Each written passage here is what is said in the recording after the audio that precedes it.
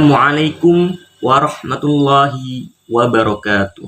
Alhamdulillahirabbil alamin wassalatu wassalamu ala asrofil anbiya'i wal mursalin wa ala alihi washabbihi ajmain amma ba'du. Pertama-tama kita panjatkan puja dan puji syukur atas kehadirat Allah yang Maha Pengasih dan Maha Penyayang, kita dapat melaksanakan pembelajaran yang insya Allah penuh barokah atau penuh bermanfaat. Yang kedua, sholawat dan salam kita haturkan kepada junjungan Nabi besar Nabi Muhammad SAW yang menghantarkan kita dari zaman jahiliyah menuju zaman yang penuh teknologi seperti zaman sekarang. Yang ketiga, kita ucapkan terima kasih kepada Ibu Diah Diana Aminata, MPDI, selaku dosen pembimbing mata kuliah media pembelajaran yang memberikan ilmu sangat bermanfaat dan barokah untuk kita. Langsung saja kita dari kelompok 6 akan mempresentasikan media pembelajaran audiovisual. Adapun anggota kelompok 6 yaitu saya sendiri. Perkenalkan, nama saya Muhammad Tafriz Salim, NPM saya 2190101163. Yang kedua ada Ahmad Fatoni Suraya, NPM 2190101192. Adapun Vivin Novita Putri 2200101139. Dan adapun Robiatul Munawaroh NPM 2200101109. Nah, langsung saja kita masuk ke dalam materinya. Sahabat sekalian, kita berbicara tentang teknologi. Nah, kita di era reformasi industri ini atau 4.0 ini, kita pendidikan di Indonesia dituntut bagaimana untuk menjawab tantangan zaman. Nah, ketika ada tantangan zaman ini, pendidikan ini disuruh bagaimana mengeluarkan atau menghasilkan lulusan emas atau lulusan terbaik dengan cara menggunakan teknologi. Nah, teknologi sangatlah berarti dalam sebuah media pembelajaran yang dimana dapat memudahkan para pendidik atau guru mentransfer ilmu di dalam suatu pembelajaran atau sebuah materi kepada peserta didik atau murid. Nah, salah satunya adalah menggunakan media audiovisual. Nah, media audiovisual itu merupakan media yang dapat menyajikan gambar atau bergerak warna dan disertai penjelasan berupa tulisan dan suara. Jadi, kayak misalkan pendidik itu bisa mentransfer ilmunya dengan cara melihatkan sebuah video atau tayangan yang menarik buat peserta didik untuk mentransfer ilmunya. Nah, ketika peserta didik menggunakan media elektronik ini dengan mengikuti zaman ini, dapat memudahkan pendidik atau guru mentransfer ilmunya kepada peserta didik, sehingga peserta didik ini dapat memahami dan tidak boring. Maksudnya tidak boring nih, biasanya kan guru itu kan menjelaskan kan hanya menggunakan ceramah saja. Nah, ini kita bisa menggunakan audiovisual dengan cara menayangkan sebuah video sesuai dengan materi yang akan dijelaskan nanti. Nah, adapun bahan-bahan yang dapat digunakan, yaitu yang pertama, guru harus menjelaskan dulu sebuah materi, misalkan materi di dalam wudhu, tata cara berwudhu. Di wudhu tersebut itu ada apa saja. Misalkan tata cara wudhu yang benar, menggunakan ini, dan seterusnya. Terus ada laptop sebagai bahan untuk membuat atau menampilkan sebuah video. Dan juga dibantu dengan adanya LCD. Sehingga murid-murid atau peserta didik dapat melihat dengan jelas dan adanya LCD tersebut. Adanya LCD sehingga murid-murid atau peserta didik dapat melihat dengan jelas dan adanya LCD tersebut. Nah, dan juga adanya kabel. Kabel ini berfungsi untuk menyambungkan dari laptop kepada LCD tersebut, dan adanya sound sehingga peserta didik itu dapat eh, mendengarkan, dapat mengetahui penjelasan apa yang di dalam video tersebut. Begitu. Sekian, terima kasih. Teman sekalian, pada pertemuan kali ini kita akan membahas tentang pengertian wudhu. Nah, kebanyakan orang itu tidak tahu apa sih pengertian wudhu itu apa. Nah, menurut bahasa, wudhu ialah bersih atau indah. Nah, sedangkan menurut istilah, wudhu adalah membersihkan anggota tubuh dengan menggunakan air yang suci atau yang bersih untuk menghilangkan hadas. Nah, jadi wudhu itu artinya tuh untuk menyucikan tubuh. Jadi dari misalkan kita membuang hadas besar atau hadas kecil. Nah, kita itu menyucikannya itu dengan cara melakukan wudhu. Nah, itu arti wudhu, untuk menyucikan anggota tubuh kita. Nah, kita berbicara tentang hadas. Hadas sendiri nanti akan dilanjutkan oleh pemateri selanjutnya.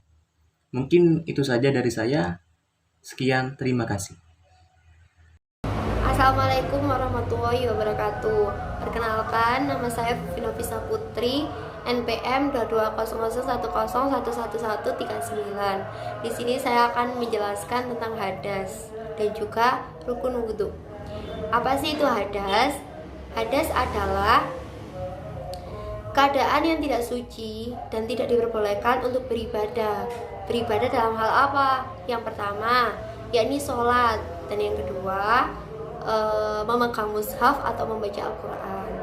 Nah, jadi bisa diingat, kita seorang muslim yang ingin mengerjakan ibadah, terutama beribadah sholat dan juga memegang mushaf, maka diwajibkan untuk kita untuk berwudu. Nah, dalam wudu sendiri ada dua macam.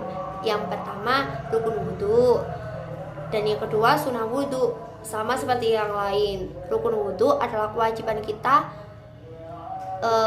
Rukun wudu itu adalah hal yang wajib dilakukan kita ketika berwudu. Dan yang kedua adalah sunnah wudu. Sunnah wudu adalah hal-hal yang disunahkan atau dibolehkan, yang dilaksanakan mendapatkan pahala, sedangkan ditinggalkan juga tidak apa. Nah, saya di sini akan menjelaskan tentang rukun wudu. Rukun wudu adalah hal yang wajib dilakukan ketika berwudu. Nah, yang pertama yakni niat. Niat sudah ada lafaznya di slide selanjutnya. Yang kedua, membasuh tangan. Membasuh tangan seperti yang sudah ditera dalam slide ini. Dan yang ketiga, membasuh tangan sampai siku. Yang keempat, membasuh sebagian rambut. Dan yang kelima, membasuh kaki sampai mata kaki.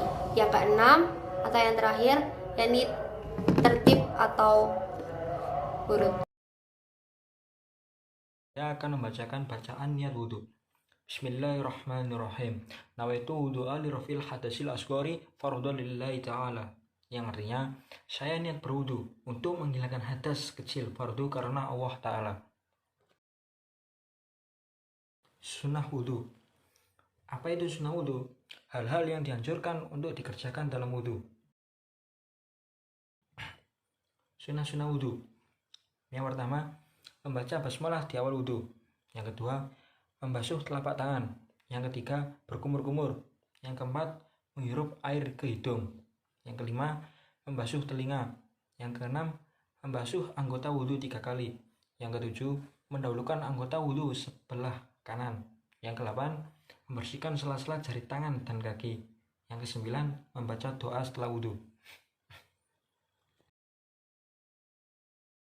Hal-hal yang membatalkan wudhu.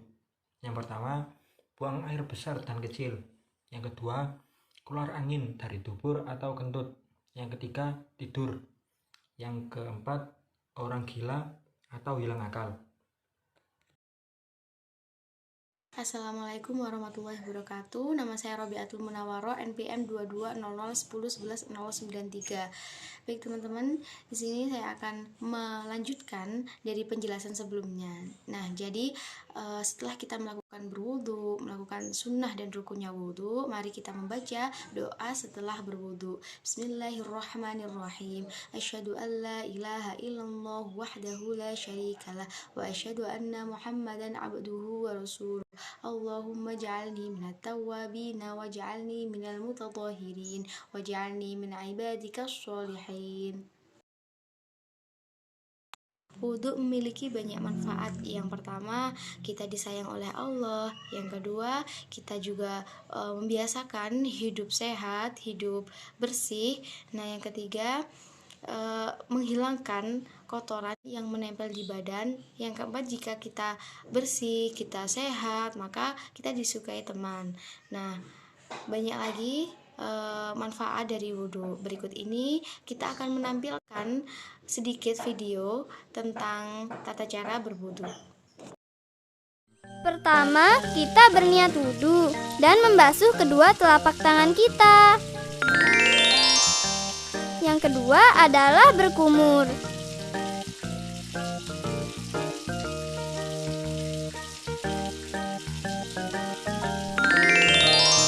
Kemudian, urutan ketiga adalah mencuci lubang hidung kita. Keempat adalah membasuh muka kita.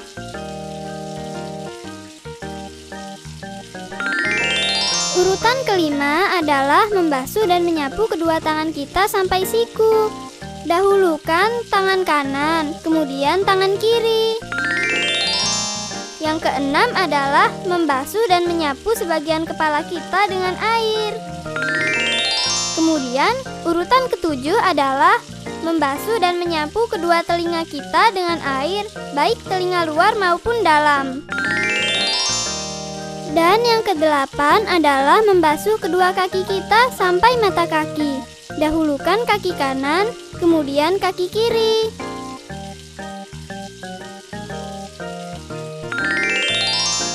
Nah, setelah selesai berwudu, kita disunahkan membaca doa sambil menghadap kiblat. Doanya seperti ini. Asyhadu alla ilaha illallah wa asyhadu anna Muhammadan abduhu wa rasuluh. Allahumma ja'alni minat tawwabina waj'alni minal mutatahhirin.